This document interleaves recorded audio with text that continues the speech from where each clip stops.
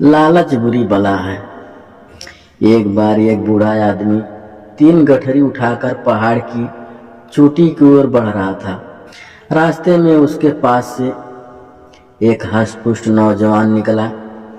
बूढ़े आदमी ने उसे आवाज लगाई कि बेटा, क्या तुम मेरी एक गठरी अगली पहाड़ी तक उठा सकते हो?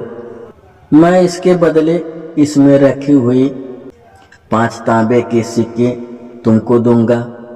लड़का इसके लिए सहमत हो गया। निश्चित स्थान पर पहुंचने के बाद लड़का उस बूढ़े आदमी का इंतजार करने लगा और बूढ़े आदमी ने उसे 5 सिक्के दे दिए। बूढ़े आदमी ने जब उस नौजवान को एक और प्रस्ताव दिया कि अगर तुम अगली पहाड़ी तक मेरी एक और गठरी उठा लो तो मैं तुम्हें उसमें रखी चांदी के 5 सिक्के और 5 पहली गठरी में रखे तांबे के 5 सिक्के तुमको और दूंगा। नौजवान ने साथ प्रस्ताव स्वीकार कर लिया और पहाड़ी पर निर्धारित स्थान पर पहुंचकर इंतजार करने लगा। बूढ़े आदमी को पहुंचते पहुंचते बहुत समय लग गया। जैसे निश्चित हुआ था उस हिसाब से बुजुर्ग ने सिक्के नौजवान को दे दिए। आगे का रास्ता और भी कठिन था।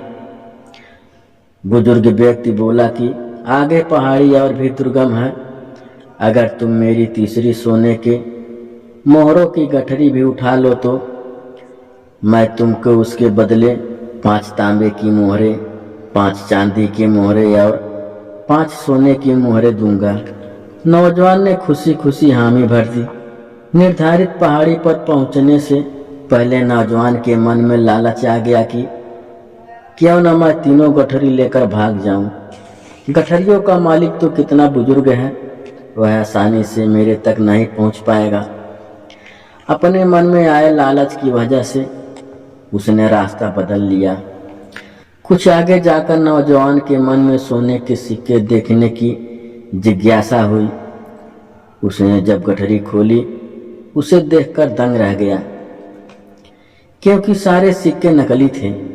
उस गठरी में एक पत्र निकला जिसमें लिखा था कि जिस बुजुर्ग व्यक्ति की तुमने गठरी चोरी की है वह जहाँ का राजा है।